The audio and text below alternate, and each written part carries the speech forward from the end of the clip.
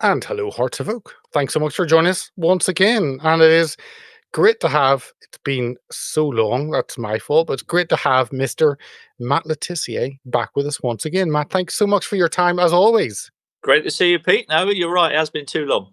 It has been too long, and we'll have a catch up and we'll film it if that's okay with you. It's always the best way. Obviously can follow you. That is your Twitter handle, your X handle, and they can follow all the wisdom that you put out on that. Um, uh, so how was your? I saw talking about pickleball. Actually, we'll start on something lighthearted and then go on to some of the other things. That last time I was in the US, I think I played a couple of times and really loved it and couldn't find a court actually anywhere close to me in West London. But your first game of pickleball yesterday and paddle tennis coming up, and it seems as if the pool says paddle tennis is the preferred option. So tell us more. Yeah. So a friend of mine in the village has got a tennis court at his place, which he's marked up so you can play pickleball on it. So I had my first ever game of that last night. I've got to say it was a little bit windy last night, so it did affect the ball a little bit being outdoors. But nonetheless, I thoroughly enjoyed it. Yeah, really enjoyed the game, and once I got used to standing behind the baseline for the serves, because I infringed that rule a few times because I thought I was still playing tennis. Well, are you a rule breaker? Surely not. I know, I couldn't believe it. And I got punished for it as well. He docked me a point after about the third time he did it. He went, I'm not letting you go anymore. So, but no, it was great fun. I enjoyed it. And then, yeah, paddle tennis tonight. So are you going to put footage up of it to prove that you actually played, or could be an ongoing thing? I mean, if there was a camera at the paddle, quite happily put some footage up, but we haven't got any spectators to video it at the same time. Need to stick a little GoPro in the corner maybe and film it and put it up. So That's a good idea. Yeah, you could do a live stream. we should There do. you go. I'm going to talk to my pals tonight. And sell it to Amazon Prime. We do have some good rallies. We've been playing a few years now, and the standard has definitely risen in the last couple of years. Oh, it's good. I remember coming back, I think last time I played maybe a year ago, 10 months ago, coming back and saying pickleball, and people say, pickle what? I was like, no, pickleball. It's the fastest growing sport in America. What's that? Well, paddle is the fastest growing sport in the UK, isn't it? Isn't that? Oh, I think I think it is. So yeah, no, it'll be interesting. What's this is how small a world it is, by the way. So I moved into this village that I'm living in now, 2018, and 2 or 3 years ago, a few of the guys said, "Oh, come and play paddle tennis with us." So I was like, "Yeah, okay, I'll have a go." I like racket sports. I'll have a go at anything. And so I rocked up and played with a few of the guys, and they said to me, "Oh, one of the regulars that normally plays, he's had a hip replacement, so he can't play for a couple of months." So anyway, we're playing for a couple of months, and then this guy turns up who hadn't played for a couple of months, and I instantly recognise him because about 10 years ago, I during a game of five-a-side, I smashed my collarbone to pieces, and it was the worst injury I'd ever had in my career. My collarbone was in all sorts of trouble, and the guy that rocked up was the guy that put it all back together again. So he was my shoulder surgeon 10 years ago, and I'm now his regular paddle tennis partner on a Tuesday night. It's brilliant. small world, small world. I want to get your thoughts on COVID Reflection Day was earlier this month, and I'm sure you will have taken a whole day and banged your saucepans outside the house and all of that. But before I get onto that, something I noticed and mentioned to you before we recorded, and that was, and I had noticed before, I you're going to say, "What? You haven't been following my feed?" I have, but I haven't noticed it. Um, and It's and that was a cross beside your X handle, your Twitter handle. Um, and it was something I hadn't noticed. Tell us about that and what you mean by putting that up. yeah. So I became a Christian in December 2023. And yeah, I kind of been thinking about it for quite a while, and I think the COVID stuff had kind of just focused my mind onto the fact that there is real evil in this world, and there seems to be a real battle going on between good and evil. And then I went to my mentor as a footballer was my youth team coach, a guy called Dave Merrington, and he was a very devout Christian, and he's had a pretty strong influence on my football career, and we've kept in touch down the years. And his wife passed away sadly a couple of years ago. And it was at her funeral that I kind of walked into the church where Dave goes, into the Baptist church, and I just had this overwhelming feeling of sense of belonging, and somebody just telling me, you need to come here, you need to be here. And so from that moment, I then started, having more regular contact with Dave and the pastor at the church, and then I became a Christian, as I said, in December 2023.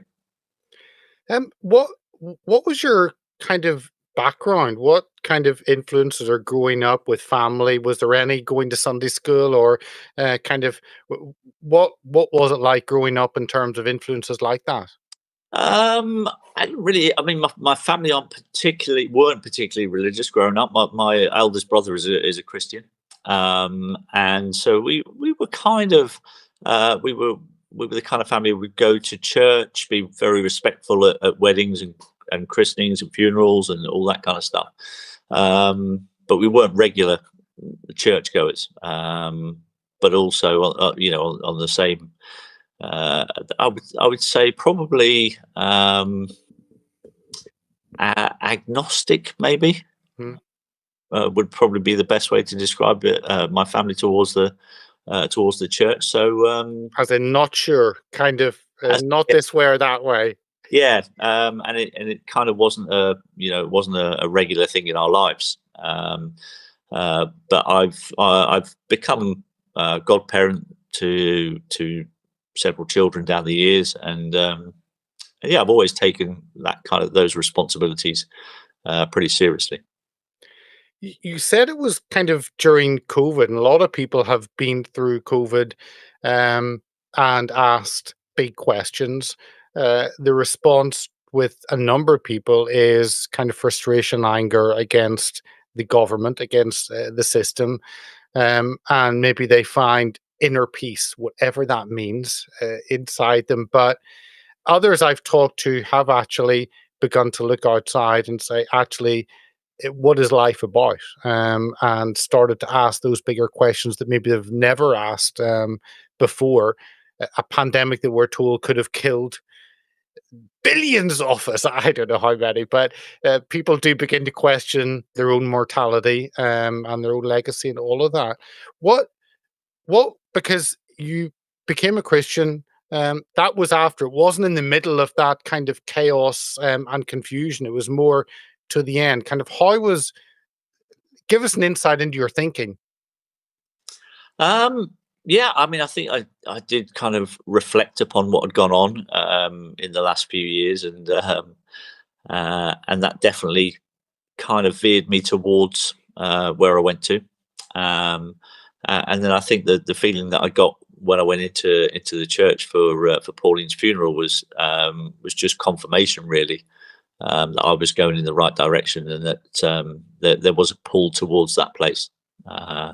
And so, yeah, I'm now a regular churchgoer. I've found the whole experience.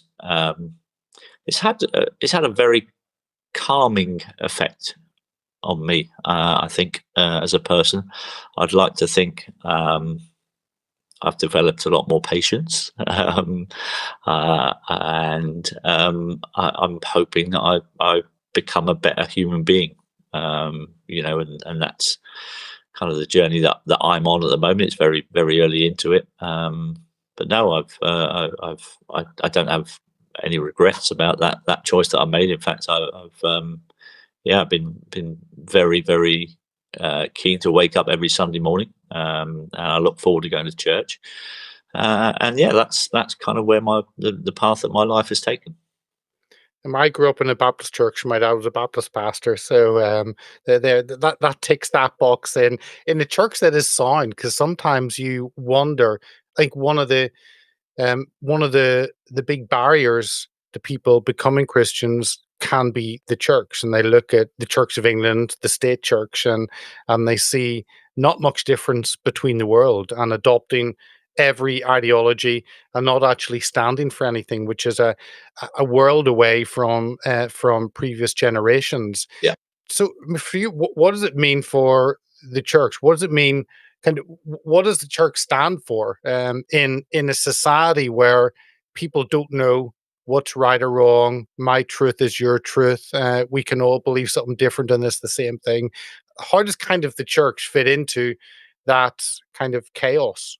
So the way that I view it is I have developed a good relationship with the pastor at the Baptist church, and we share a lot of the same views. And he is, because I've got issues with some of the views that the top people in the church have, like you said, about adopting ideologies that go against God's word.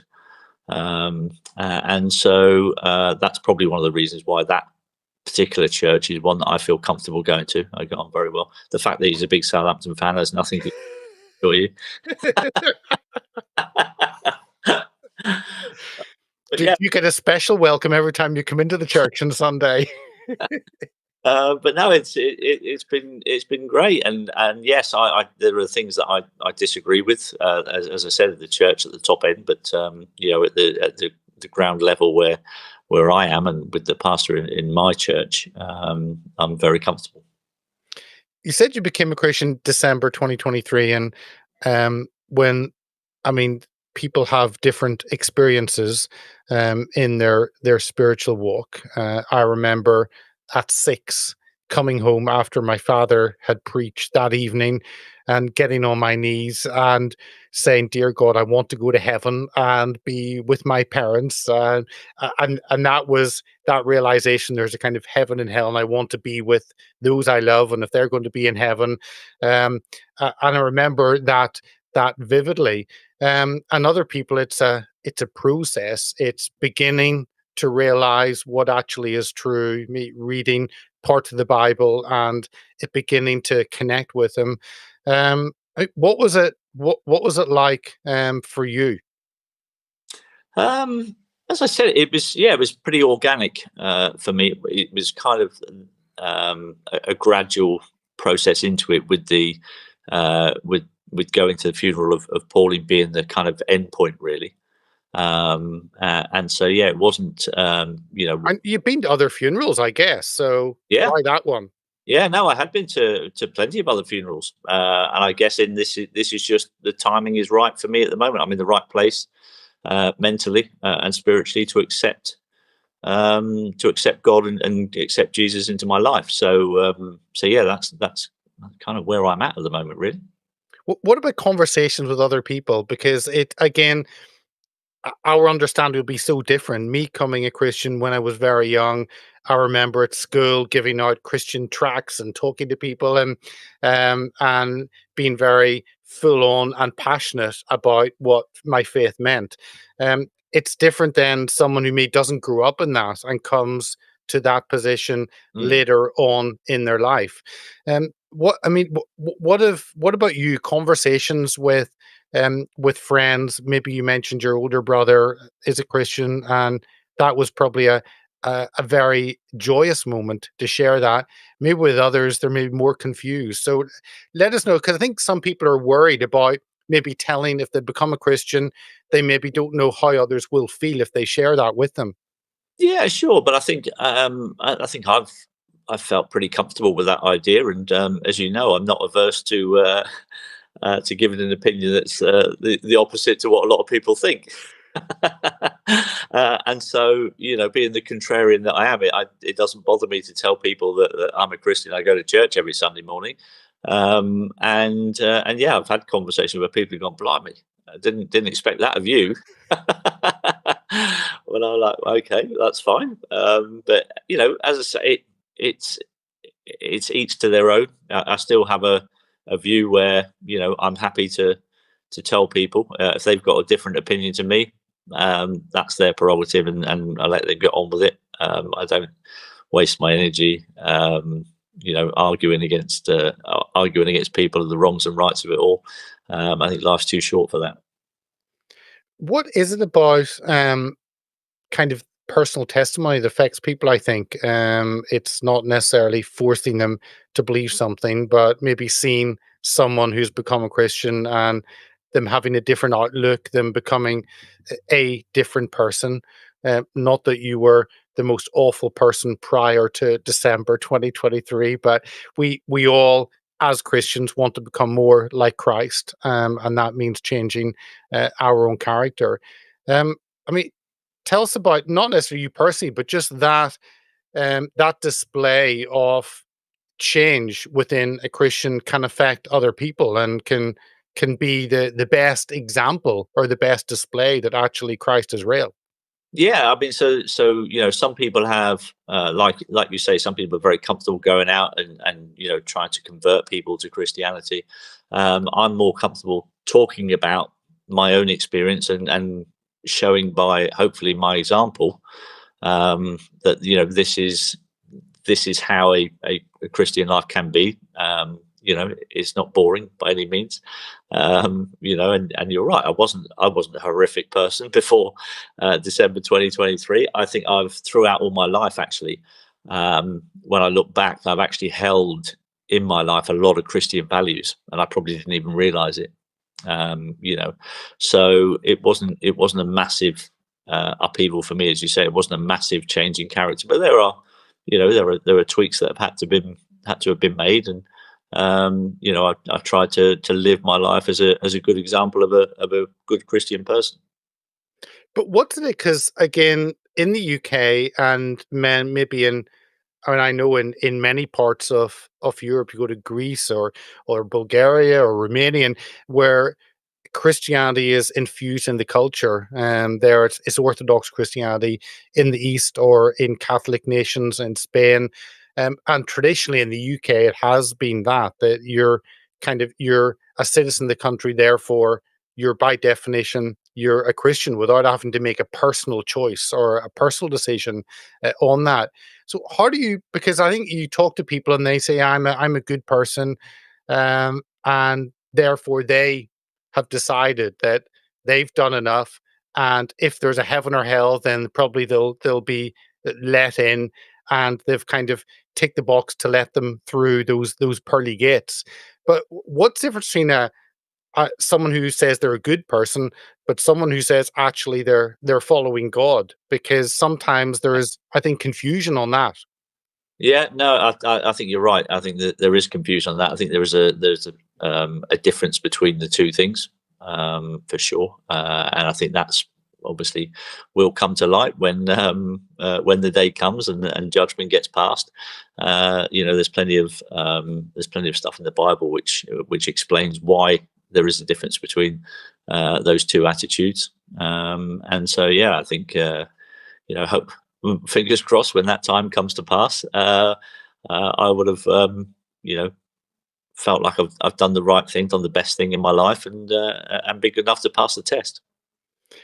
What's like being involved in the church? Because again, growing up in a church is different from going to one later, and there are many parts. Churches used to be kind of community centers. It used to be the hub of a community socially with all of that, but also then spiritually. What is it like for you, kind of going to church, and how does that fit that, I guess, idea of a light that kind of shines in the community and affects people for good? Yeah, I think that was one of the things that really kind of attracted me was the people that were at the church. At Pauline's funeral, the warmth and the love of these people. They were, you could just be in their presence and know that these were good people. They had a kind aura about them, and I love that. And yes, there is at the church, at the Teswood Baptist Church where I go, there's a fantastic community feel to it. I've made some good friends there, and every time you go there, you just come away feeling refreshed and ready to take on the week. I'd love to see you in speaker's corner sometime up on a ladder, which is a very different way, and there are many different ways of sharing your faith. I agree with you that it's one on one, that personal contact, sharing what's happening with you and other people seeing your life. That to me, I think is the best way. There is also street preachers on a street corner or up a ladder. Sometimes I have to take you to speaker's corner, and I'm kind of it would be after your pickleball or paddle tennis. Maybe we'll go up to speaker's corner. Well, I'm still quite early into my journey, but you never know. One day in the future, I might be confident enough to stand up in speaker's corner and talk about it. I, I'd love to come back to you and really delve into this more. But when you look at, and I've met a number of chaplains in football clubs, and the work they provide in spiritual encouragement, and they are there for those in the football club to talk to. Back in the days in Southampton, I'm sure you had a chaplain. What was that like? And do you see that maybe that role a little bit different now? Um, I'm not sure if it should be too much different now. I don't know what it's like now, but yeah, we certainly had a lovely guy, Father Andrew, who bless him, and he passed away maybe last year, I think, about 18 months ago. And he was quite old when I met him when I was 16, so he lived to a fair old age, bless him. And yeah, so He missed out in hearing that he became a Christian. Then you have to wait to heaven to tell him.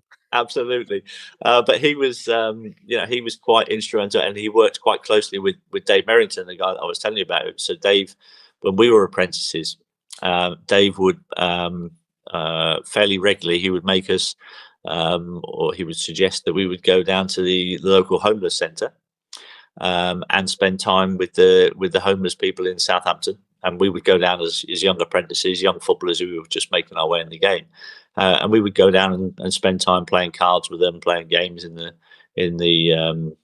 house that was put up for them to go and spend some time, when to keep them warm for a little bit.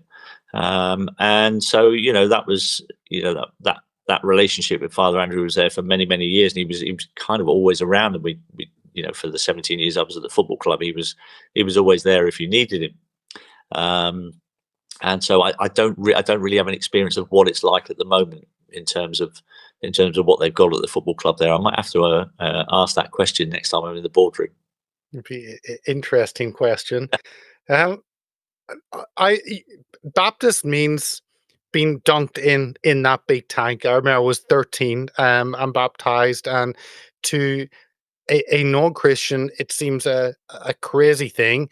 But there are many parts of the Bible that don't necessarily make logical sense, that it is a step of faith why you do things because you're called to do it, not necessarily that you can put down on a sheet and have a formula that makes sense.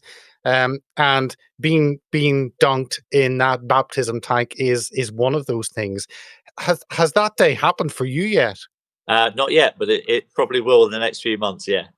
I can I have an invite? I want to ask you for an invite. I would love to come along and see that.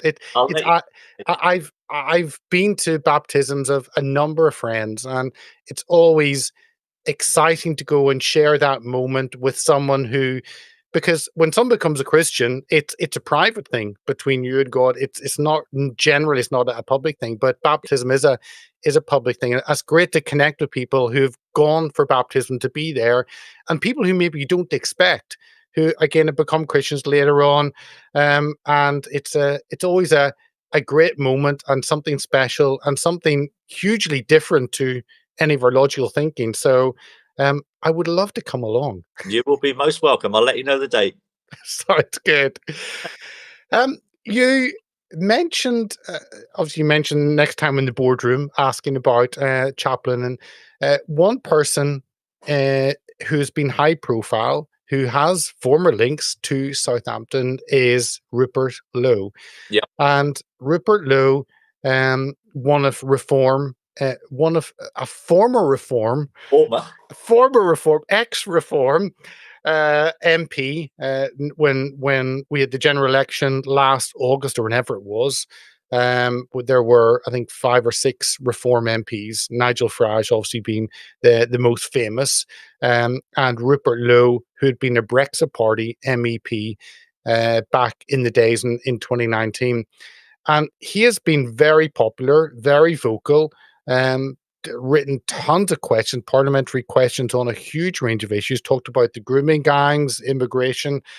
Um, and it seems, my perspective is that he was becoming too popular, and therefore allegations suddenly came out just after he talked to the press about democratization of the party, and how policy is decided.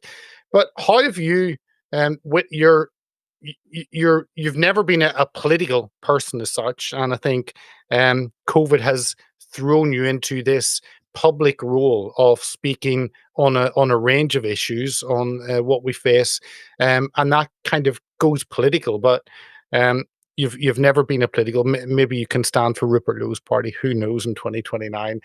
That would be an interesting idea. Wouldn't But it?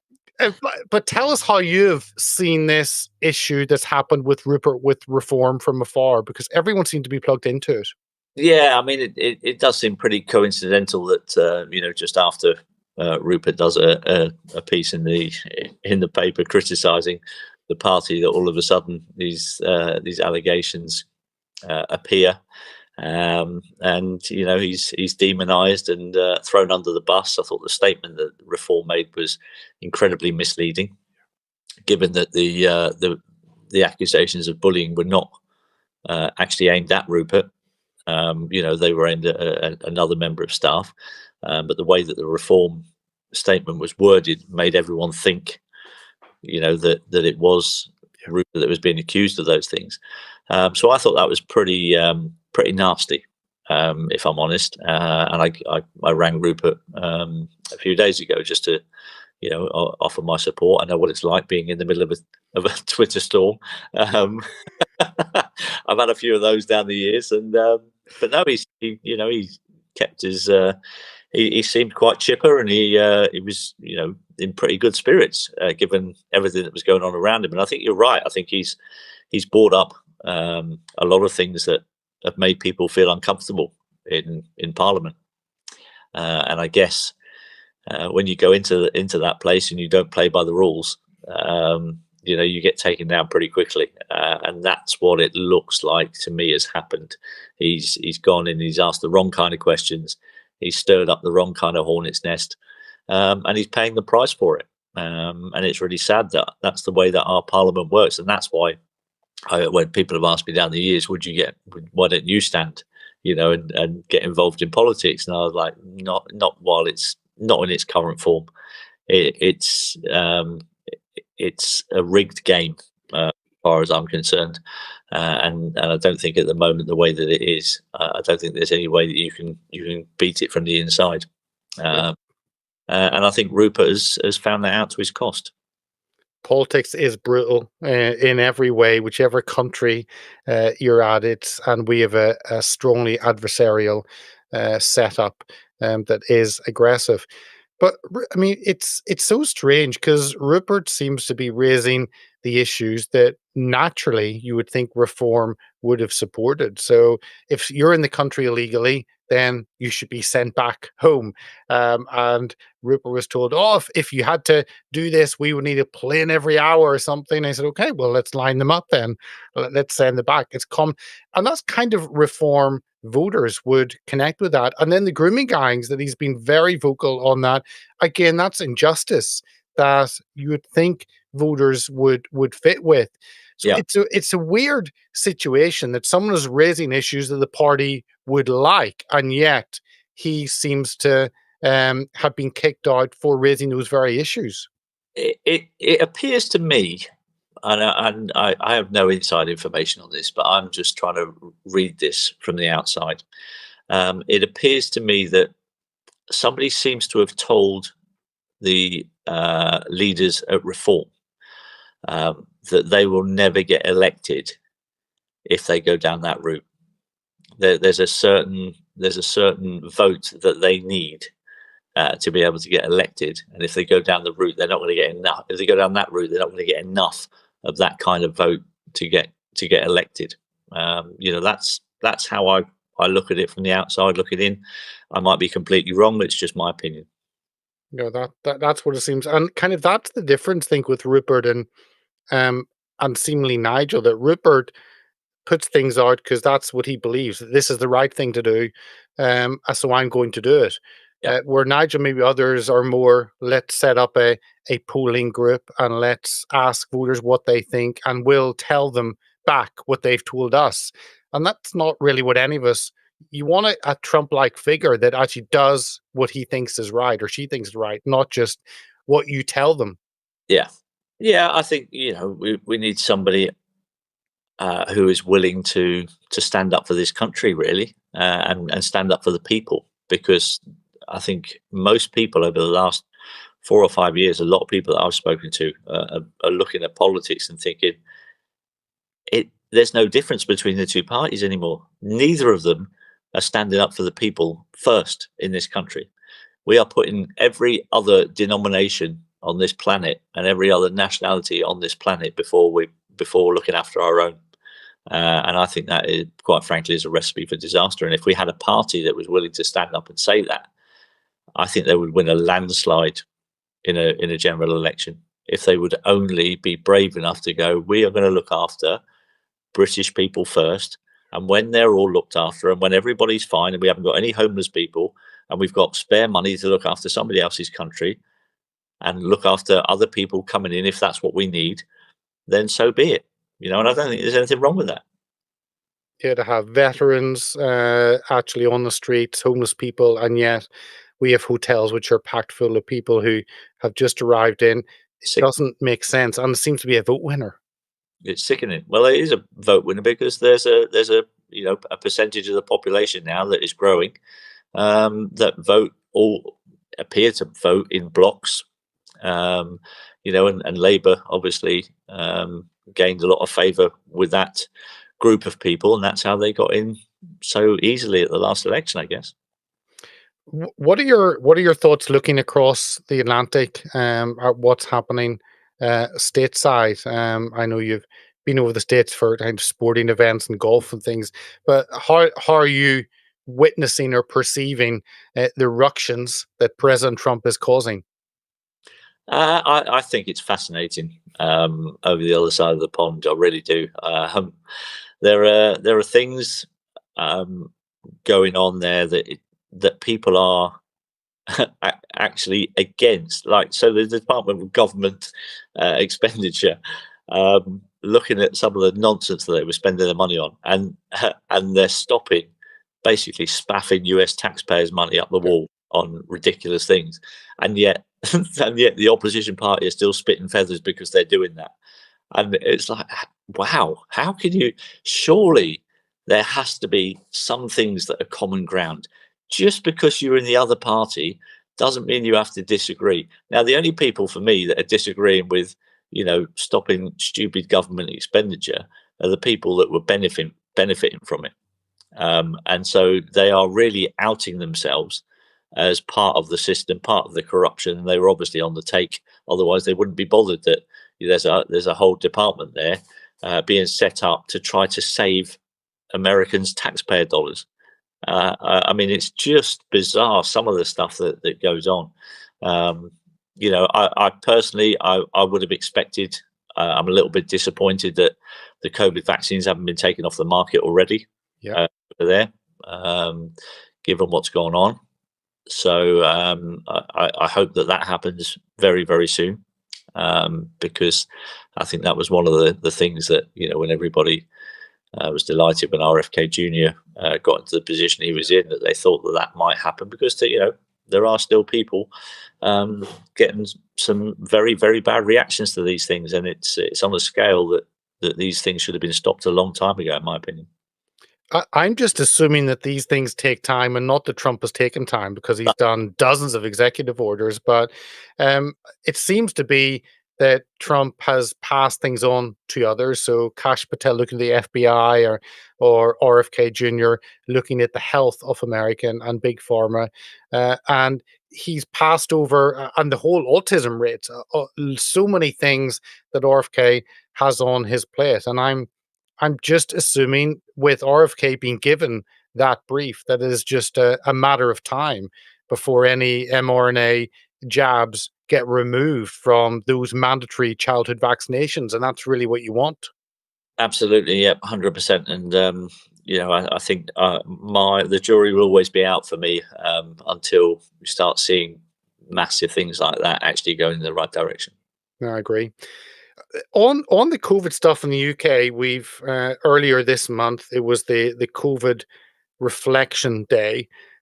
I'm not exactly sure. I've looked at it and tried to understand what exactly was the point of it. There didn't seem to be many, and I think there's a COVID monument. I saw on the BBC had like a day or 2 days ago showing the COVID monument with all these little hearts.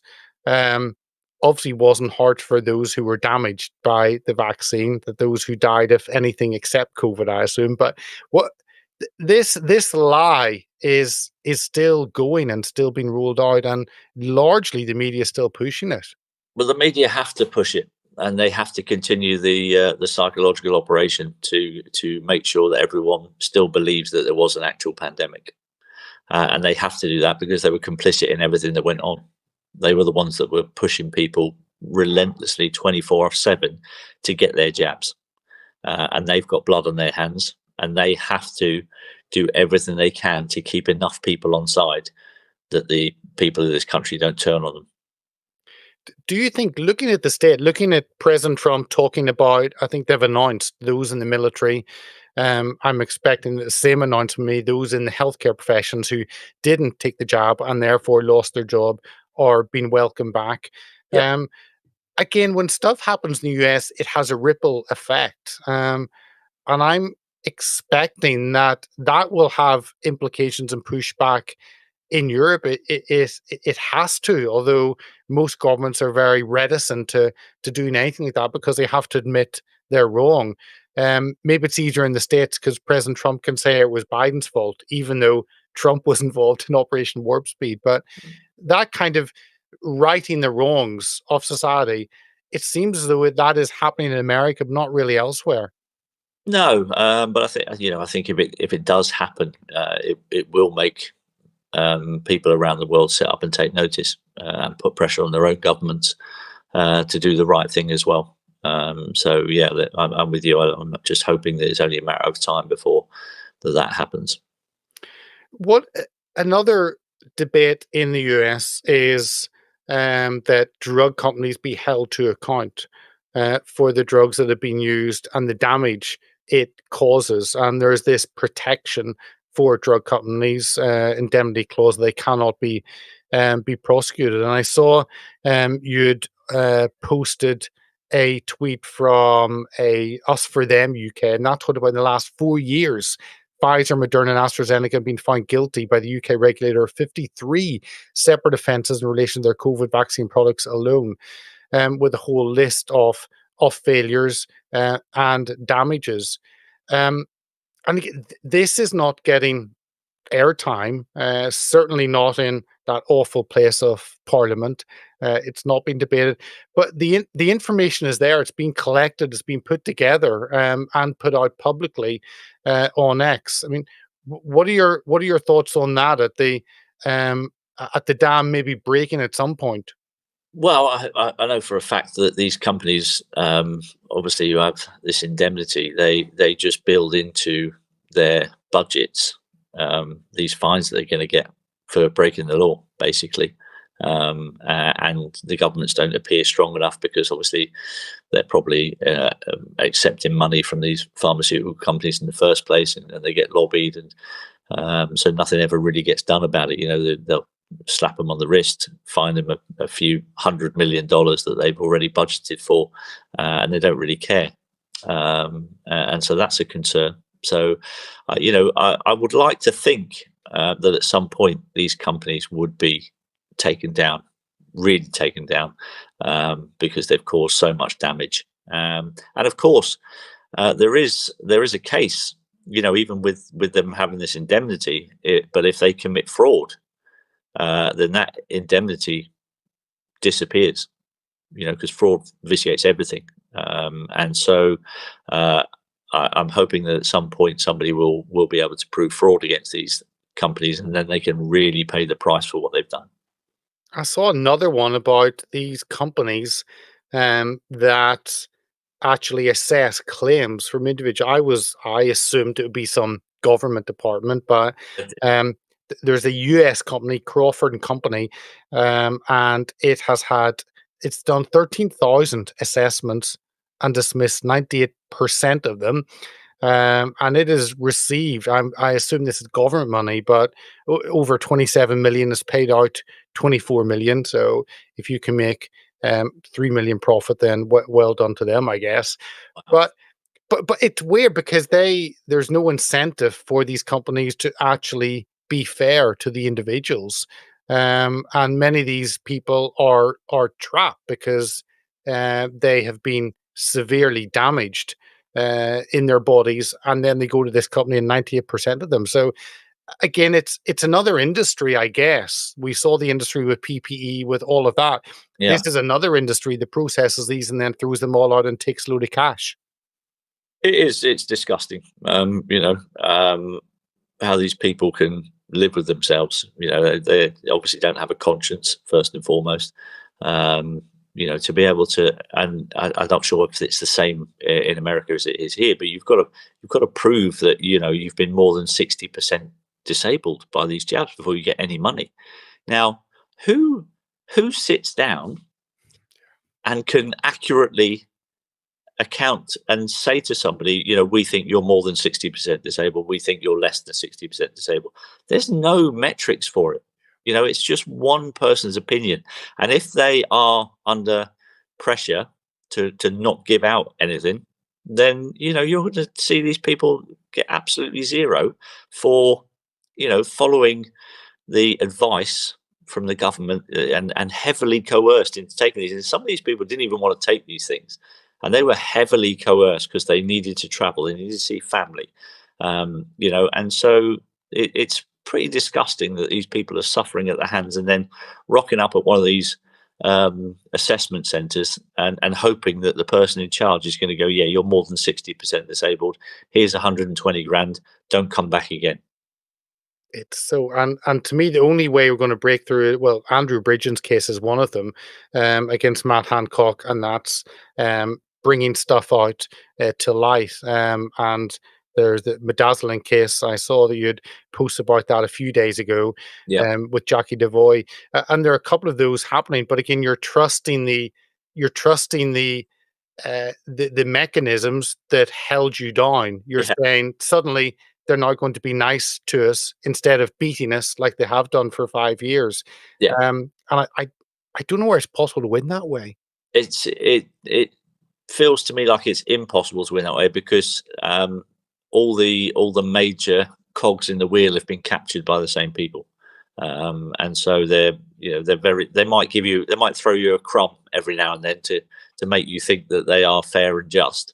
But I can assure you those crumbs will be nothing to what should be being going through that court system, and the people that committed the crimes.